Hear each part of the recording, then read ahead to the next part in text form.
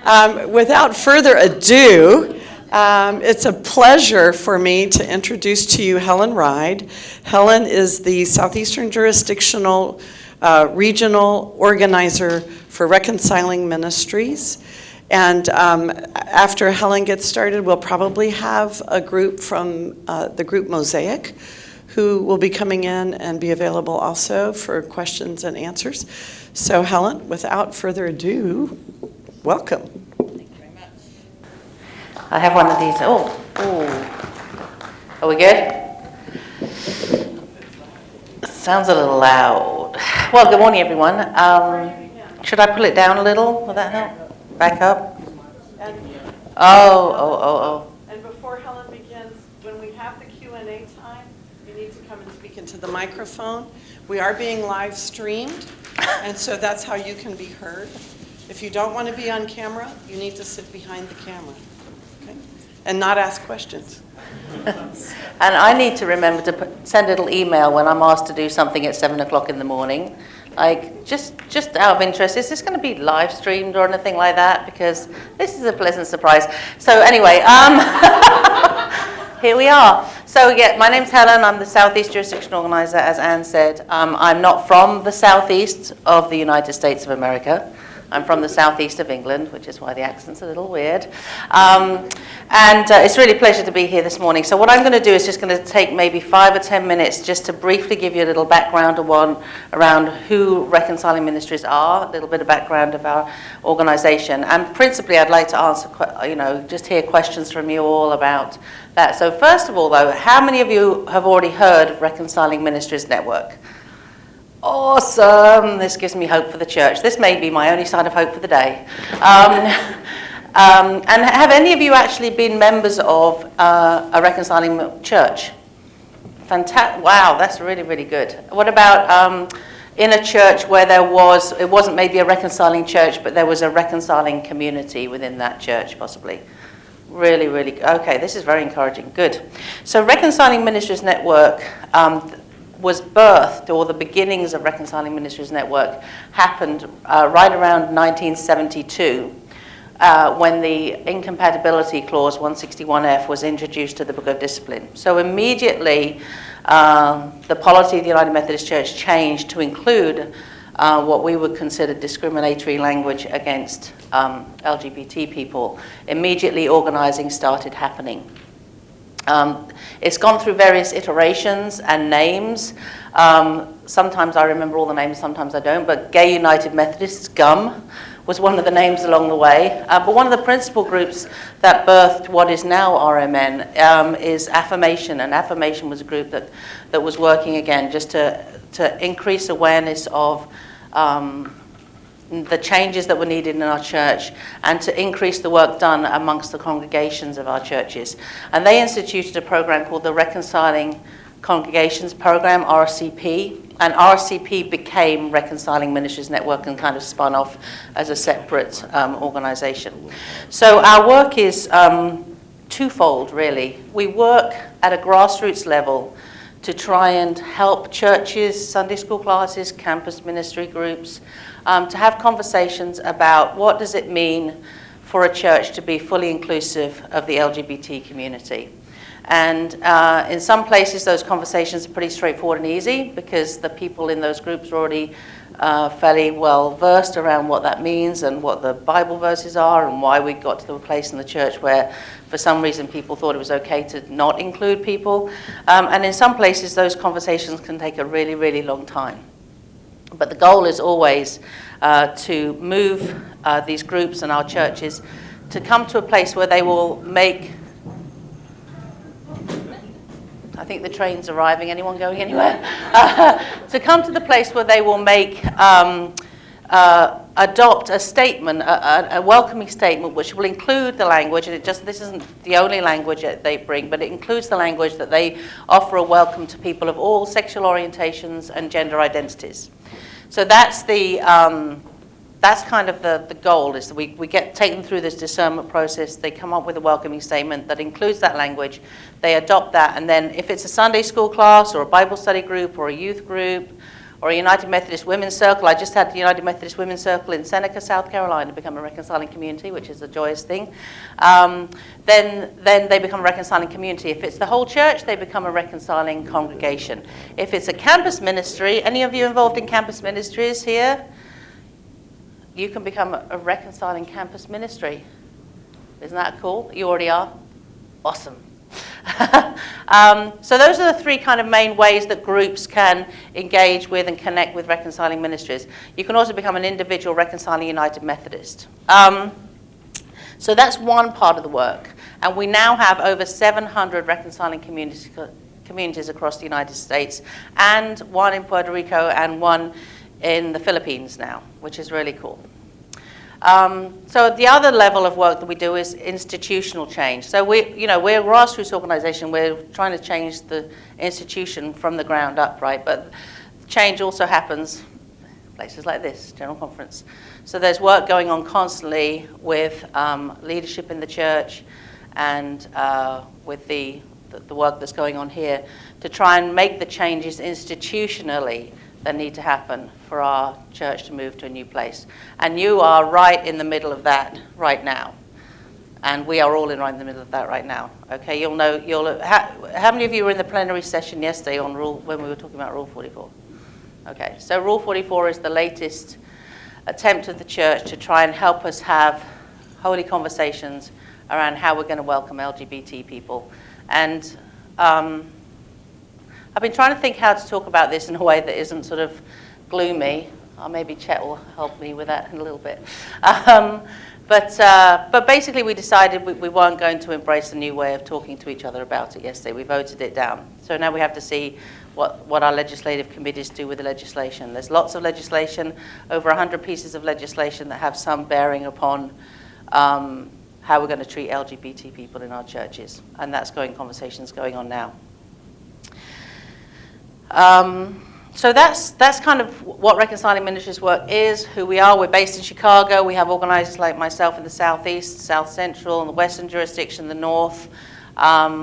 We have a wonderful media team that does all kinds of social media stuff and gets interviews and so on out there.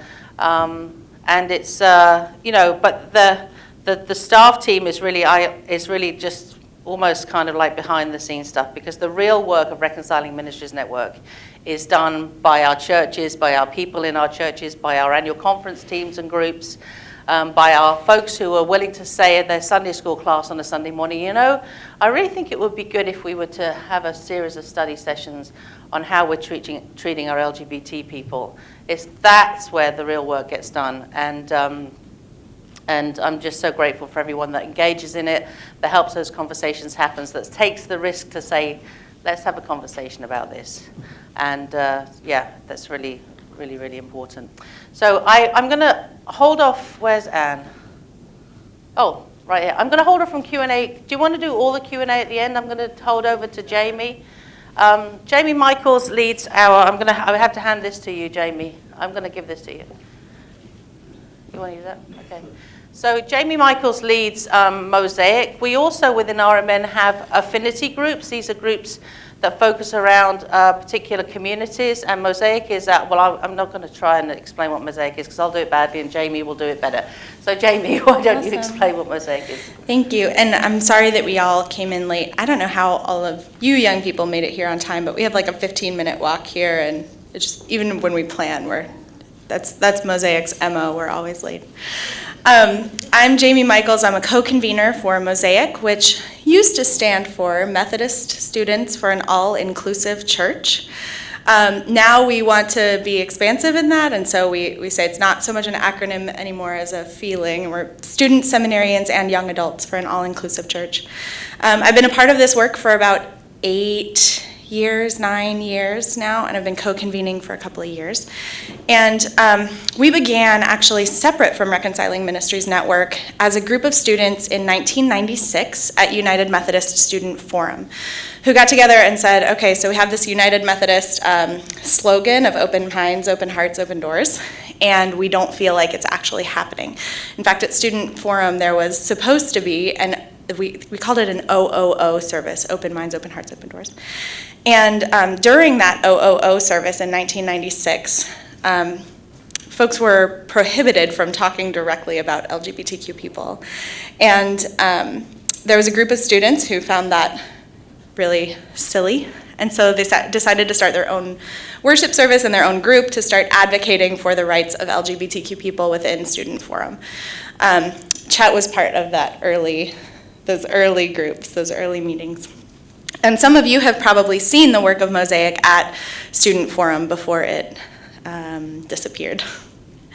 So Mosaic worked in Student Forum for a long time, and then because we're students and didn't have a huge capacity for organization building and infrastructure, we allied with Reconciling Ministries Network to provide some support for us. So they provide us with a bank account and a forum for fundraising and institutional support and staff like Helen, and the capacity to ally with larger organizations, and we provide them with the perspective of young people, which has traditionally been even more marginal than Reconciling Ministries, right? So if you imagine the institution as the center, Reconciling Ministries talking about LGBTQIA folks sort of out here. Mosaic's work has typically been sort of even further on the fringes, and so we're in partnership and conversation with Reconciling Ministries in that way. In the last few years, we've recognized that people have a lot of different and intersecting affiliations, and so as the extension ministries of Reconciling Ministries have grown, we've wanted to facilitate people being able to, we realize that, right, like often our identities are not necessarily first as young people, right? Like I might not identify first as a young person, I might identify first as a queer person or as a woman, right? And so recognizing that we have a lot of young folks who say identify as trans, we want to allow them to participate in the ministry of our trans group, right? So Mosaic has moved to sort of leadership development. We've started trying to resource young adults for the work that they're already doing in this way. So we've got 10 young adults who are here at General Conference, most for the first time, learning about the kind of advocacy and witness work that we do. And we would love for you all to join us in any way that you want to moving forward. And we've got a retreat coming up in New York in the fall.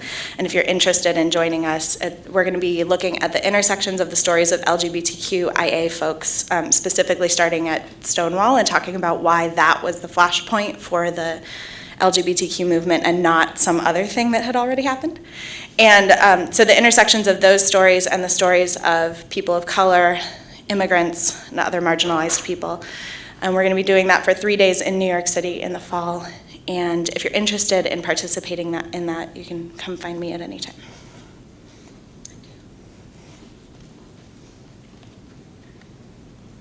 Good morning. A little closer there.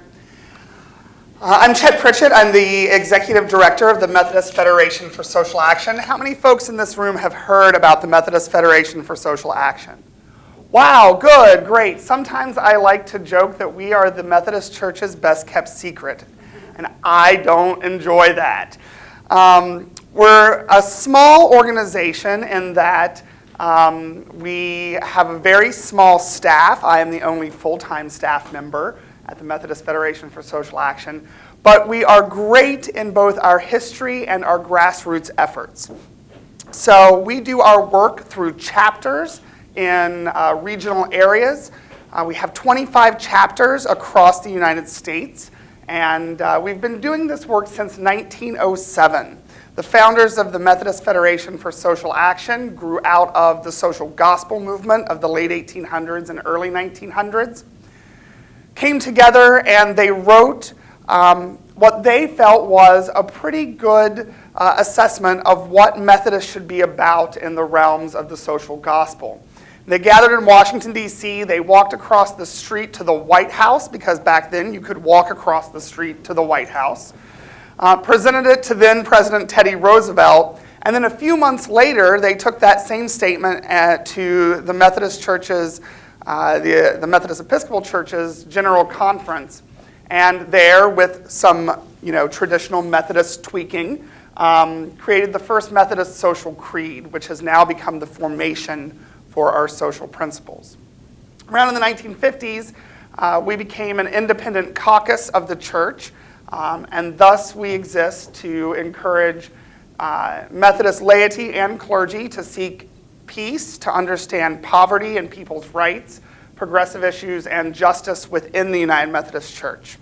And so that's what brings us here to General Conference, to encourage the church to become a more just place and to encourage United Methodists to become more just people. Some of the great work that we are doing while we are here is that we were one of the founders of the Love Your Neighbor Coalition. 3 general conferences ago, there was a coalition of really 3 organizations. It was Reconciling Ministries Network, Affirmation, United Methodists for Lesbian, Gay, Bisexual, Transgender, and Queer Concerns, and the Methodist Federation for Social Action. At this general conference, we have grown to 13 partner organizations. And a lot of that growth has been because we recognize that the work for justice in the United Methodist Church doesn't just mean passing legislation that welcomes and affirms LGBTQ people. It means passing legislation that affirms inclusion of all people, including our racial ethnic minorities, including persons with disabilities, including work for creation care and the earth that we all share. And so those caucus groups have come together in coalition. Really, that work has happened over the past 3 to 4 years. It's almost like when we finish General Conference, we get up and we start again because we know that the work of justice is never done. Coalition work isn't easy because everyone brings to the table all of who they are in that work. We have legislative teams that have been combing that ADCA, just like I'm sure all of you have. They've been working tirelessly since January when it was released. We have looked at our priorities as a coalition. About 1.5 years ago, we created a statement that guides all of our legislative priorities. We have a witness team that is working on witnesses. You may see some of those witnesses already. We have been working with partner organizations, Fossil Free UMC for the Climate Vigil. We've worked with United Methodist Women. There's going to be this great, wonderful water rally on Monday afternoon, so I hope people show up to that. And it really helps us kind of gauge and understand justice from intersectional points of view. You know, as Jamie said, when you come to a space, you don't necessarily primarily come as a young adult or as a queer person or as a woman. You have all these hats that you wear. And a lot of times, the church wants us to only wear one hat. That is not fair, and that is not faithful to who we are as human beings or as to whom God created us to be. We wear all these hats at the same time, and we can wear those hats. So that for transgender persons of color who care about the environment, they don't have to choose which hat they're going to wear when they walk in a room. Same thing happens for all of you. You walk into a room, people say, oh, you're a young person. Well, we know that your stories are so much more than just being a young person. You're also a seminarian. You're also a child. You're also from a certain place. You have your own story. And so the work of the Love Your Neighbor Coalition is to continue to help others tell their stories of where God has entered their life, empowered them to be justice seekers.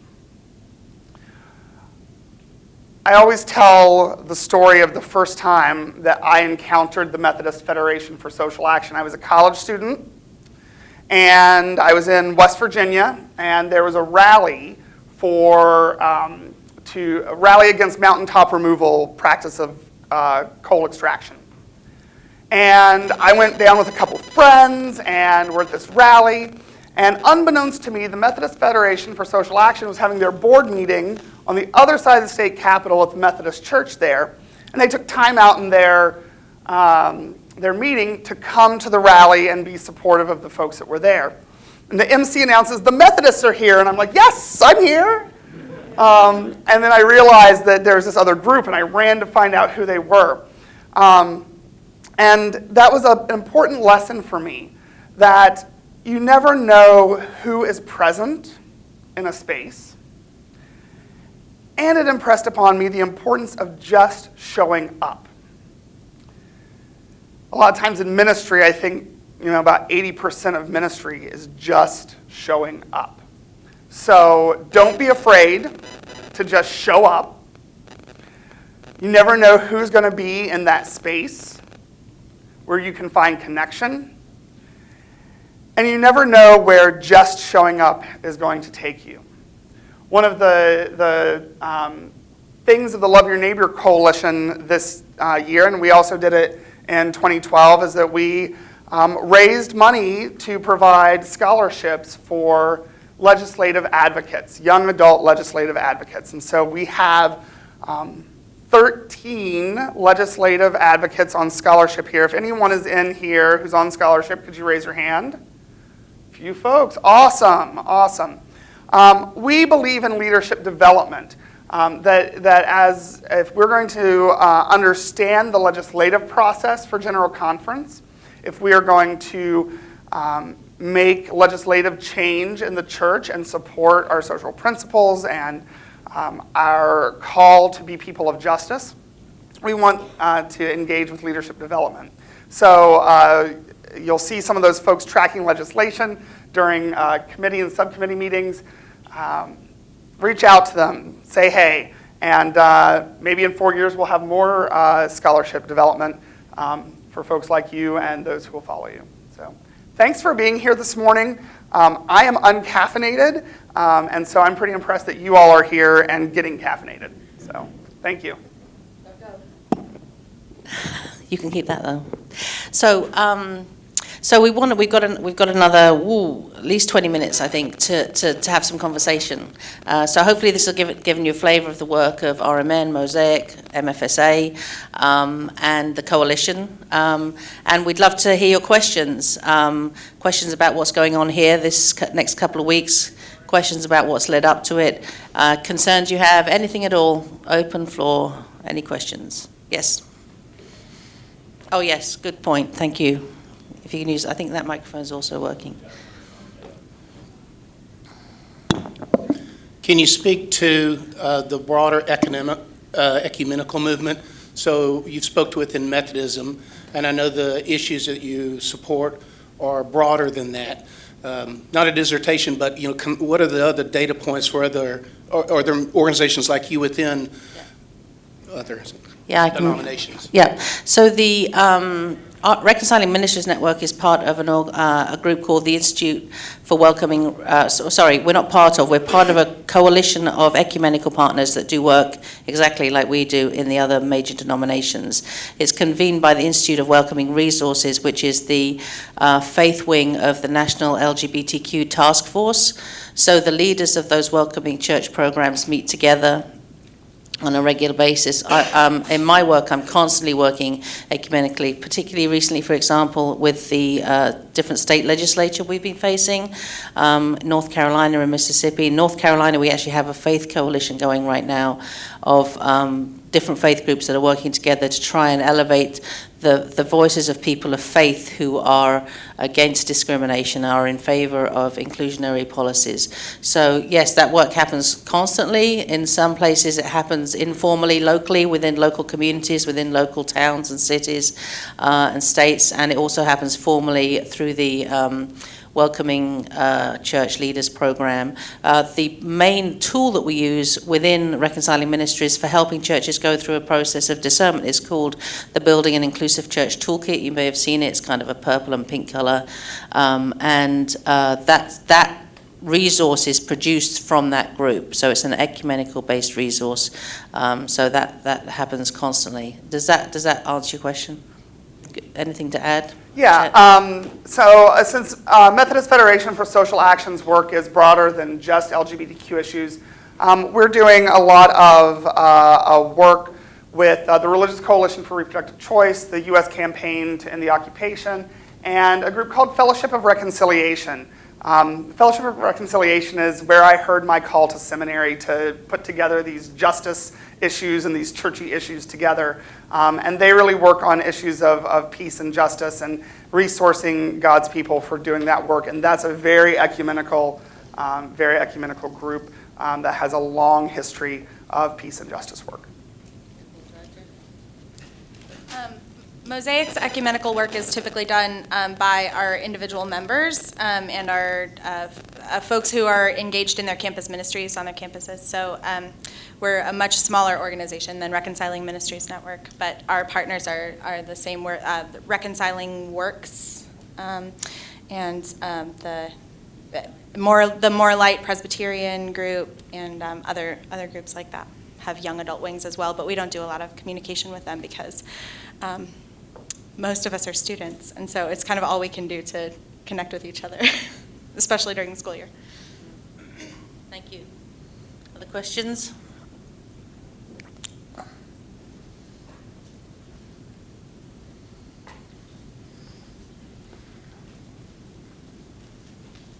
I'd love to hear what you folks think about structural reforms in the church as a possibility for cultural contextualization.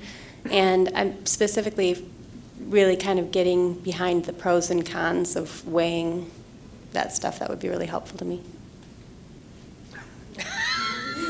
Thanks, Helen. See how I did that? From the perspective of the Methodist Federation for Social Action, we are really clear that some of the plans that are out there that are specifically focused on restructuring around the issue of gay and lesbian folk are not expressions of justice.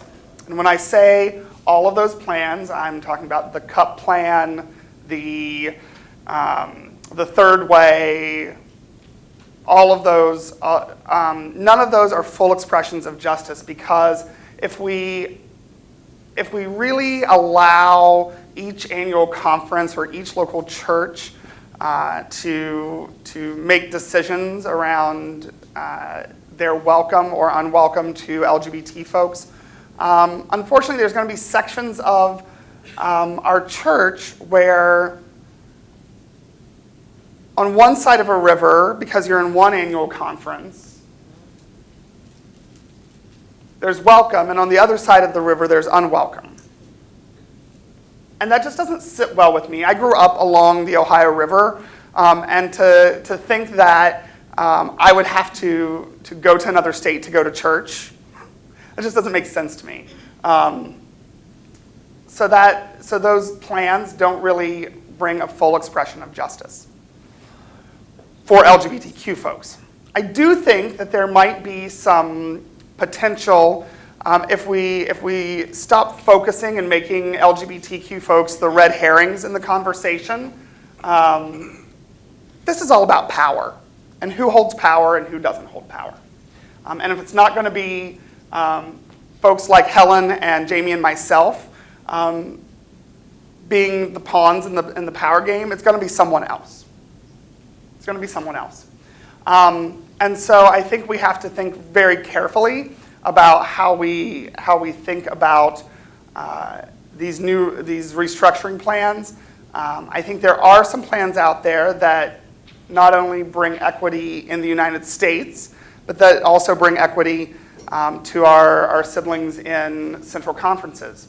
And so as we continue through our legislative process, I'm listening carefully to siblings in Africa and the Philippines and in Europe for plans that might bring greater equity for them as well as for the United States context.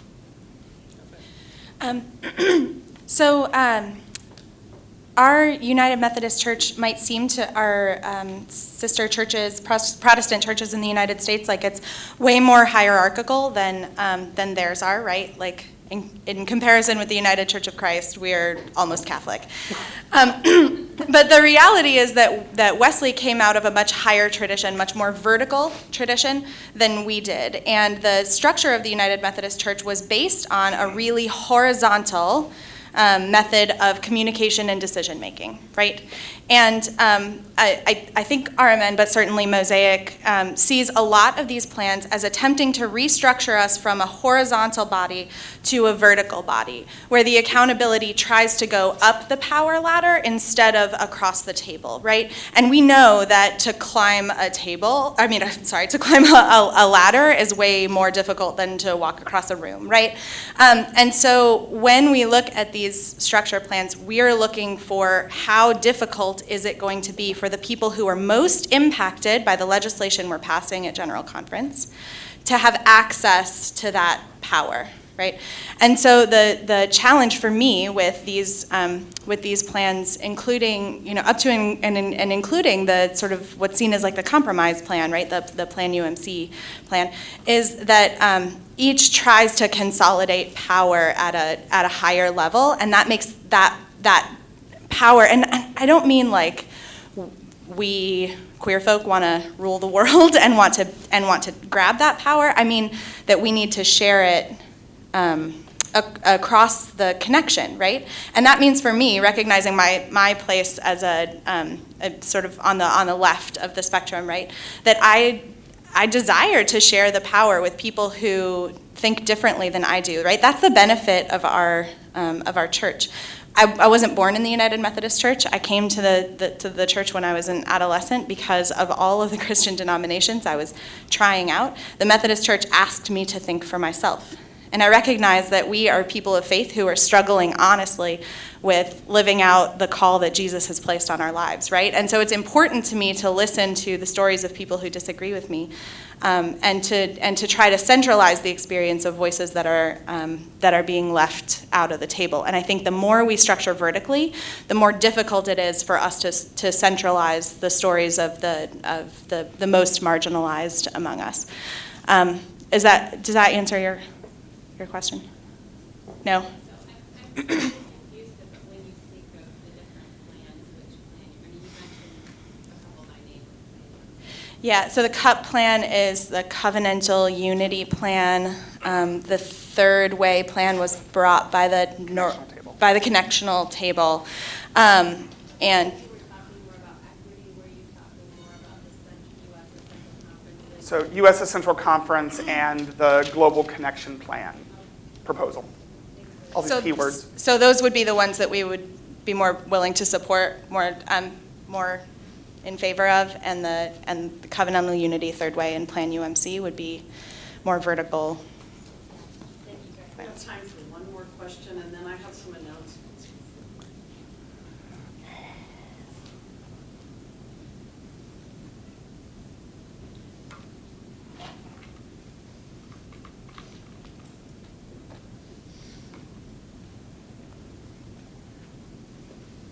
That was a long walk. Denise Barnes, I'm from Cowpack, and the southeast of England also. Where? Go on. I was born in Carshalton and grew up in Epsom, Reigate, Surrey, around there. I wonder what specific organisations there were that supported pastors who are LGBTQ, and all the challenges they face in being out or not being out, and how to handle that, if there was anything specific for us. So I'm an out clergy person, and so Reconciling Ministries Network has a clergy network, and we have long been in support of one another. Did you all saw the 111? Yeah. And then the 500 other faith leaders who supported that. So for a long time, there have been queer pastors in the United Methodist Church, right? And it's been a matter of what we can and can't say. And so our networks have been mostly to confer with each other about who we can talk to, who's safe, right? So our clergy network has helped with that, and really there have not been a lot of resources except for connecting with each other at events like this. The Reconciling Congregations program was started by, which is the predecessor to RMN. I'm sorry, I was late. Don't know if you say that. Was started by folks who wanted to provide safe spaces not only for our lay people but also for our clergy people. So those were the first networks, and typically queer clergy have often been at the center of our work. So we always have queer clergy people on our board of directors. Some of them are out to their DSs and bishops, and some of them are not. But I think that the 111 list is exciting and groundbreaking, and we have existed in this church for a long time. Let's thank our guests.